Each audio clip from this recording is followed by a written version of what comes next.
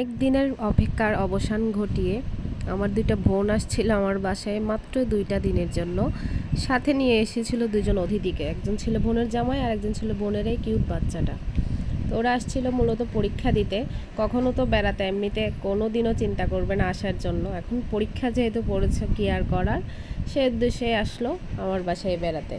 দিনগুলো যেন চোখের পলকেই কেটে গেল। দেখুন বাবুটাকে কত কিউট, আমার বোনের মেয়ে আধ্যায়া। চাকরিজীবী মায়েদের মনে হয় বাচ্চারা এতটাই শান্তশিষ্ট হয়, সেটা ওকে না দেখলে আমি কখনোই বুঝতাম না। এত শান্তশিষ্ট এই বয়সে কখনো কোনো ছোট বাচ্চা হতে পারে না। ওর মা পরীক্ষা দিতে গিয়েছিল, আসতে দেরি হচ্ছিল, তাই সে দাদুভাইয়ের কুলে উঠে সিঁড়িতে দাঁড়িয়ে দেখছিল মা কখন আসবে। কিছুক্ষণ দাদুভাইয়ের সাথে খেলা করলো, কিছুক্ষণ ওর ছোট দাদার সাথে খেলা করলো। এভাবে করতে করতে সময়টা কাটিয়ে গেল। সন্ধ্যায় চলে যাচ্ছি সবাই মিলে তুলসীধামে একটু ঘোরার জন্য, যেহেতু ওরা চট্টগ্রামে প্রথমবারই আসছে আর যেহেতু খুব অল্প সময়ের জন্যই আসছে, তাই অল্প সময়ে ধারে কাছে যে মন্দিরগুলো আছে সেটাই দেখার চেষ্টা করা আর কি।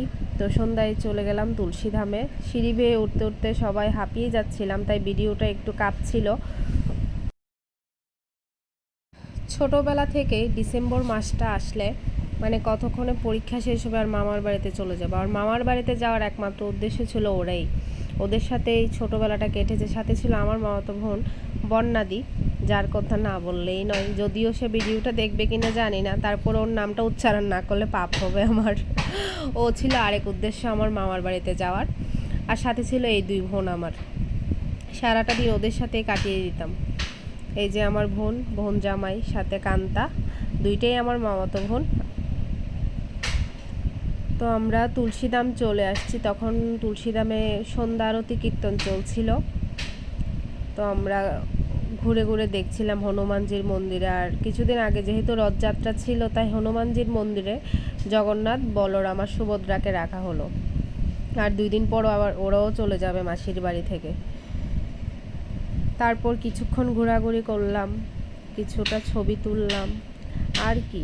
অল্প অল্প বৃষ্টিও পড়ছিল, তার উপর পরের দিন ওদের পরীক্ষাও ছিল, তাই খুব তাড়াহুড়োর মধ্য দিয়ে আমরা মন্দিরটা ঘুরে চলে যাওয়ার চেষ্টা করলাম, কিন্তু চলে যেতে পারিনি। রাস্তায় আরও ছিল 2-3টা মন্দির, ওগুলোও দেখলাম। দেখে একটু করে জামাল খান গেলাম, কারণ জামাল খানের দই ফুচকা হচ্ছে আমার সব থেকে প্রিয়। আর আমার প্রিয় খাবারটা ওদেরকে টেস্ট করাবো না, তা কি কখনো হয় বলেন তো আপনারা? মন্দিরগুলো ঘোরাঘুরি করে চলে যাব জামাল খানের দিকে। এবার আসলাম কৃষ্ণায়নে। তুলসীধাম থেকে আসার পথে কৃষ্ণায়ন মন্দির পড়ে, তাই একটু এই মন্দিরটাও ওদেরকে দর্শন করিয়ে দিলাম। ওখানেও তখন সন্ধ্যা আরতি কীর্তন চলছিল। তুলসীধামেও জগন্নাথ, বলরাম, সুভদ্রা ছিল, মাসির বাড়িতে বেড়াতে আসছে। এখান থেকে বেরিয়ে আমরা চলে যাব জয়কালী বাড়িতে। জয়কালী বাড়ি দেখে দশমা বিদ্যা বাড়ি যাব, দেন আমরা একটু জামাল খান যাব। জয়কালী বাড়ি আর দশমা বিদ্যাটা ভিডিও করা হয়নি, বাবুটা কান্না করছিল। এই চলে আসলাম জামাল খান ফুচকা খেতে। ভিডিওটাও আজকের মতো এখানে শেষ করছি। সবাই ভালো থাকবেন, সুস্থ থাকবেন এবং সাবধানে থাকবেন। আর আমার ব্লগটা কেমন হলো তা অবশ্যই কমেন্ট করে জানাবেন। Thanks for watching, tata.